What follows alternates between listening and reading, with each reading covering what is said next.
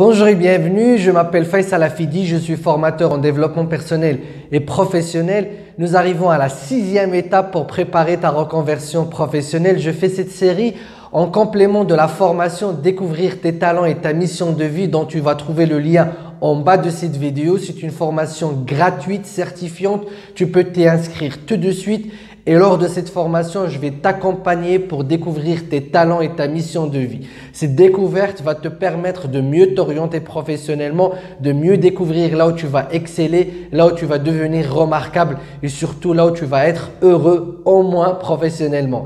Et donc, on arrive à la 6e étape de cette série. Beaucoup de personnes qui ont réussi et qui ont pu trouver leur talent et leur mission de vie se confrontent à la problématique de la reconversion professionnelle. C'est pour ça que j'ai fait cette série pour t'expliquer comment procéder. Alors, j'ai donné quelques étapes parce que le problème de la reconversion professionnelle, c'est qu'il y a tas de questions qui se posent à la fois, tas de problématiques qu'on essaie de résoudre à la fois et du coup, on n'arrive pas à y voir plus clair. Donc, pour y voir plus clair, c'est très simple. Une fois que tu te connectes à ton désir profond, tu sais ce que tu vas faire. Tu commences par une petite formation et progresser dans le domaine de la formation sans toucher à rien à ta vie professionnelle actuelle. Ensuite, tu commences à éliminer toute résistance dans ton entourage parce que ça pourra te pousser à quitter ou à laisser tomber, surtout que ton entourage va te poser pas mal de questions auxquelles tu n'as pas encore de réponse. Ensuite, on a parlé de la gestion du temps, l'importance de commencer à mieux gérer ton temps parce que c'est un facteur qui va te permettre de mieux gérer ta transition. Il y aura trop de choses à faire, pas mal de sacrifices à avoir ou à faire. Et du coup, tu vas devoir mieux gérer ton temps pour mieux passer ce cap-là et de faire ces transitions avec le moins de pertes possible. Ensuite, on a parlé du réseau, comment tu as besoin de développer un réseau professionnel qui va te permettre de te connecter avec des personnes qui sont déjà là où tu as besoin d'être, là où tu veux aller, sans forcément leur poser des questions sur les possibilités de travailler, mais sur leur métier, sur leur travail, sur comment ça se passe. Comme ça, tu as déjà une vision claire de là où tu vas aller. Maintenant, on arrive à la 6e étape. La 6e étape, et c'est l'étape qu'on considère être la première souvent par erreur, alors que ce n'est pas le cas, c'est celle de la recherche d'emploi ou celle de la transition vers son compte ou vers la création de son entreprise. Donc à ce stade-là, une fois que tu es formé, donc la formation peut durer une année ou deux, peut durer quelques mois, peut durer quelques semaines. On a parlé de la formation en ligne et son importance également. Maintenant que tu gères mieux ton temps, tu es resté efficace dans ton travail actuel, tu es connecté avec des personnes, tu sais exactement vers où tu veux aller, tu peux commencer à préparer ton plan de transition en cherchant d'abord à choisir est-ce que tu vas te mettre à ton compte ou est-ce que tu vas travailler quelque part d'autre. Les deux sont possibles, les deux sont aussi envisageables. Il n'y a pas l'un mieux que l'autre. Si tu penses que dans ton métier, le domaine, là je vais rester un peu vague parce que je ne connais pas les métiers ou les domaines que vous voulez, donc je vais essayer de répondre un peu à tout le monde. Donc, si tu veux être à ton compte, c'est très simple. Tu as besoin d'aller encore un peu plus en termes de formation sur la création d'entreprise, sur la création de métiers dans là où tu vas être. Donc, tu dois continuer à te former dans ce domaine-là et à te connecter davantage avec les personnes qui ont déjà fait ce que tu as envie de faire. Plus tu as d'informations, moins tu risques de faire d'erreurs. Si tu veux aller travailler ailleurs, tu peux sauter cette étape-là.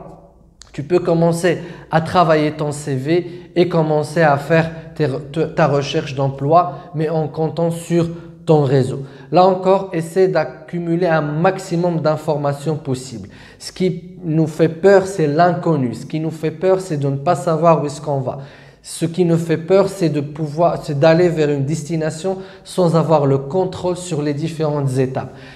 Il y a des personnes qui font le saut directement, qui changent radicalement. Je ne parle pas de ces personnes-là, c'est souvent une minorité. Mais il y a des personnes qui ont besoin de contrôler leur avancement, de savoir où est-ce qu'ils vont. Donc, cherche ou essaie de trouver un moyen pour corriger ton CV, pour mettre un CV qui soit adéquat avec la nouvelle orientation. Tu n'es pas obligé de tout mettre dans ton CV. Adapte ton CV. à la personne ou à l'organisation que tu vas rencontrer. Tu n'es pas obligé de parler de toutes tes expériences si ça va nuire à ta reconversion. Beaucoup de personnes ne comprennent pas comment tu peux changer d'un domaine à un autre. Ils le prennent comme une crise existentielle ou une fuite ou autre. Alors que toi, tu es dans une démarche de développement professionnel et qui est partie à la base du développement personnel. Tu connais tes talents, tu connais ta mission de vie, tu peux citer cette formation, je te donnerai une attestation d'achèvement une fois que tu vas terminer la formation Découvrir tes talents et ta mission de vie. Tu peux l'intégrer à ton CV pour montrer que tu es dans une vraie démarche de reconversion. Donc, essaie de préparer ton CV dans ce sens-là, commence à faire des prises de contact, commence à faire des envois et commence à faire des entretiens.